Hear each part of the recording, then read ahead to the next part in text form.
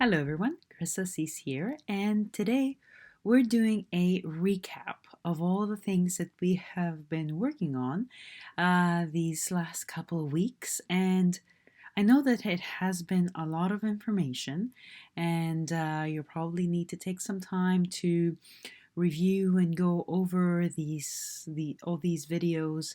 But I'm hoping to combine all the information in this one 15-minute practice and give you just a little bit of extra.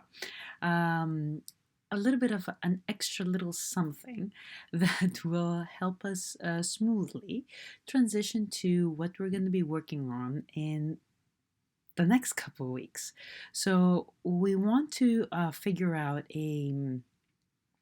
and explore actually an existing connection between the upper and the lower body, and that comes from um, at a first level. Let's put it that way, because there's no real disconnect, but there is one mighty muscle that you will hear me talk about and reference a lot in this video, and that is the psoas muscle. So I would like to encourage you to find that muscle. Try to see if you can somehow explore it through this movement. Try to see if you can find that muscle in your walks, in your ochos, and feel how it really connects the lower body to the upper body, because it actually goes through your hips and wiggles its way up your spine, just to that point where we have the change between the thoracic to the lumbar spine. So right at that spot where your spine changes from a curve to, well, from a flexion to an extension.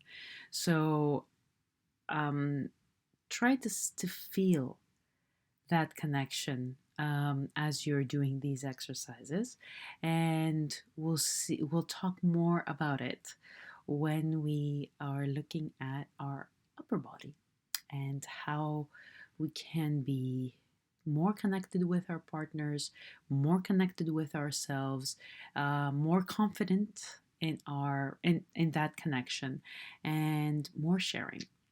So with no further ado, here we go.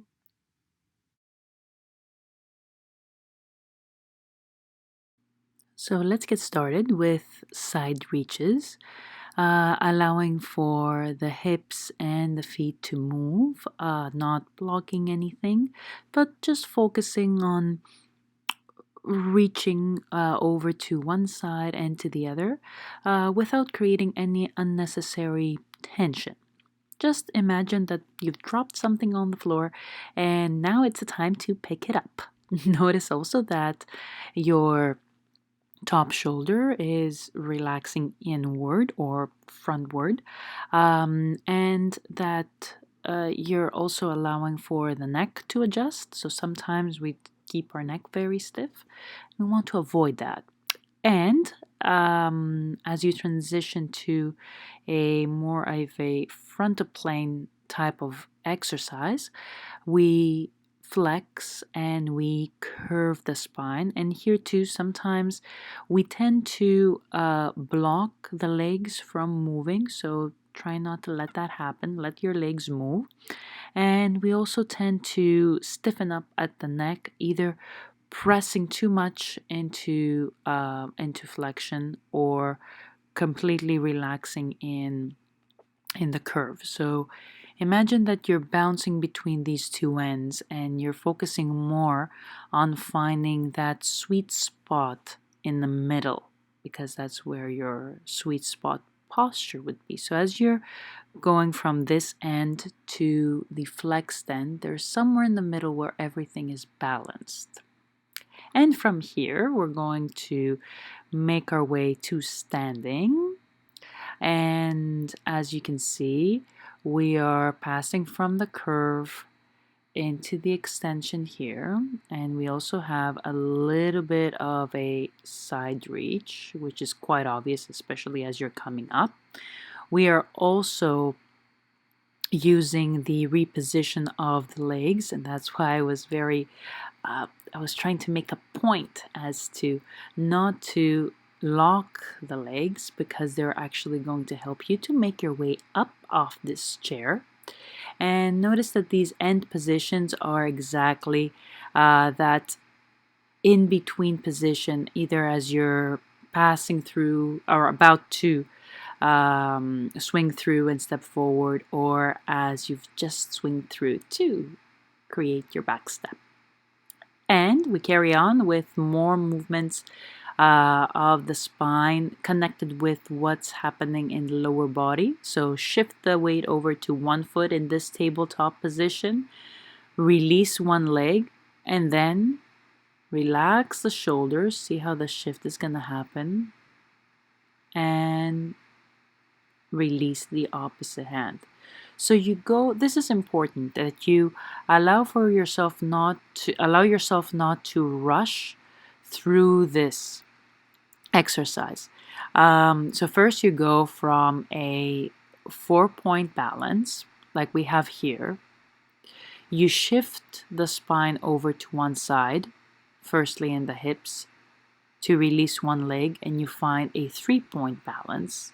And then you release the shoulders, there we go, and you find a 2-point balance. And then you can release the opposite arm and leg. And then once you feel comfortable doing so, you're going to start moving the arm and the leg. Doesn't have to be some fantastic movement, just move them around in space. Try to avoid looking for ways to hold this position. We've always been taught to hold it, but instead here, as you can see, I've moved my hips and I've adjusted my spine in order to be able to free the two opposite ends. So we're looking more for movement instead of a hold, because we don't want to create a static position. We want to move through this position. And this is something we see it in our dance, right? We are constantly moving through positions, and especially through positions that require us to go from a 2-point balance to 1-point balance. So it is important to manage these transitions as well. So here we have 4 points going down to 3 and going down to 2 and then moving. You can make it harder if you step further away. And here you could see is more obvious that transition between, okay, I need to find these 3 points because this is quite more difficult, and then the 2 points. Let's see it again. 4 points, 3 points, 2 points. So you can see how my hips adjusted and then my shoulders adjusted. So nothing is quite square and in a straight line. So they're all slightly on an angle.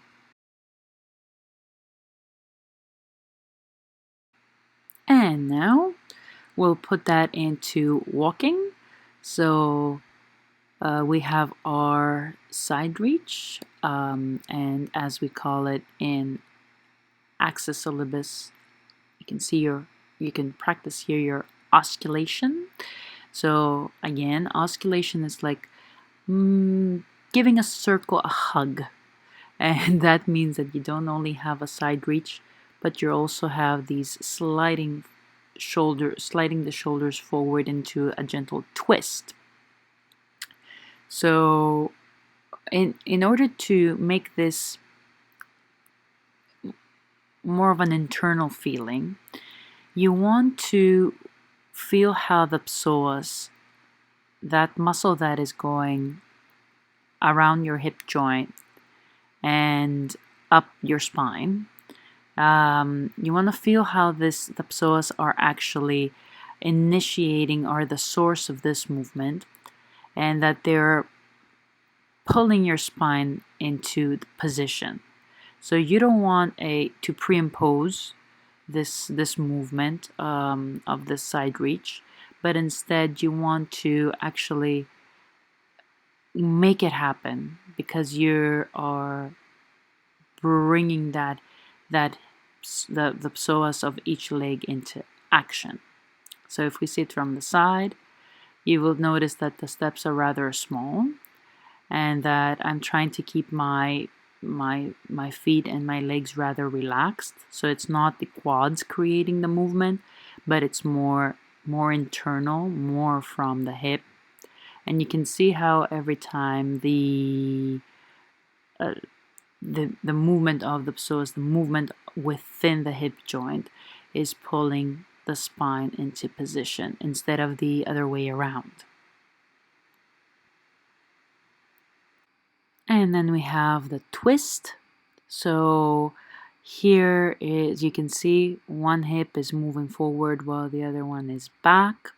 And again, I'm making the hips the power, the engine of this movement, and not the shoulders. Of course, you can see it in the upper body, that twist, you can see it in the upper body as well, but it's not the upper body that it's driving it. Try again not to make the quads be the powerhouse for the lower body, but make that powerhouse the psoas, so you can connect the upper with the lower body movement in a more internalized way. The other element that I would like you to pay attention to, and this is here, you can see that there is still that that exercise that side reach that we were working on before. So you will see that my shoulders are still going a little bit up and down, even though that's not the movement that's exaggerated. And here we have our wave. So it is definitely, for me, the movement that will allow you to really feel that connection through the psoas that we've been talking about. So if this is something that has been a challenge for you, or if your psoas are really tight and you feel that you can't actually really reach them and activate them without creating tension, this would be the exercise to start with. And feel how a decision made in the lower body can put into motion the upper body. So again, we're starting the way from lower to upward, even though in previous videos we've done the opposite as well. Here too, like all the other ones, try not to forget the head and the neck. Try to let them be part of this wave. Sometimes it's easy to forget, and smaller steps make it way easier. So make them small and have fun with it.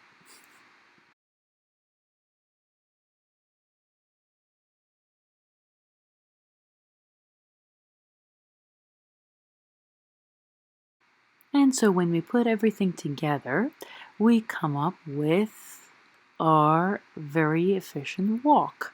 So this is this exercise I've put together, and you've seen it many times, either with a foot on or off the floor, but repeating on the swing, and the reason on the swing through, like when we step, when the free leg swings through, and the reason is this gives us the opportunity to manage that, to understand that transition. So that moment of that we're about to take that next step, either forward or back, and connecting to what we were talking about before, it helps us tap into the psoas muscle. So this is the moment, and feel free to add more swings if you need to, or even take that circle out at the end and really swing the leg, even take it off the floor like we've done in previous videos, but try to really do that through the psoas and not through the quads or through the hamstrings or through the lower back. You will notice that it gives you a very internal, it gives you a lot of internal power. At least that's how I feel it. And almost as if your spine can't escape but follow that that direction, and to connect that to a leader's trouble. You can understand that once that happens, once that is given, that once that skill of connecting the upper and the lower through the psoas is is a habit for you, then you realize that once you make a decision in your lower body, it will be evident in the upper body. This way, you don't have to think of the two parts in separate ways. You can lead yourself and lead your partner through almost every step. So that is something to have at the back of your head, especially if you are working, practicing as a leader. And now, as it is expected for us to finish off our practice for today, we have ochos. So remember, and this is something, you can, in terms, especially in terms of timing, you can see how realizing that connection and between the upper and the lower body through the psoas. I'm trying to make a point here, as you can understand. So realizing that connection, understanding that connection, will help you understand the timing. So to try to pull this thread all the way to the ochos, that would be an extra bonus, other than coordinating, leading, and following, etc., etc. That is an extra little thing that you won't need to think about anymore, because it will solve itself. We want flow. We want a steady flow. We want to pass through the movement of the pivot into the next step. So we don't want to chop the ochos in little pieces of stepping, repositioning, and turning. So tries to establish that by finding the psoas and that connection.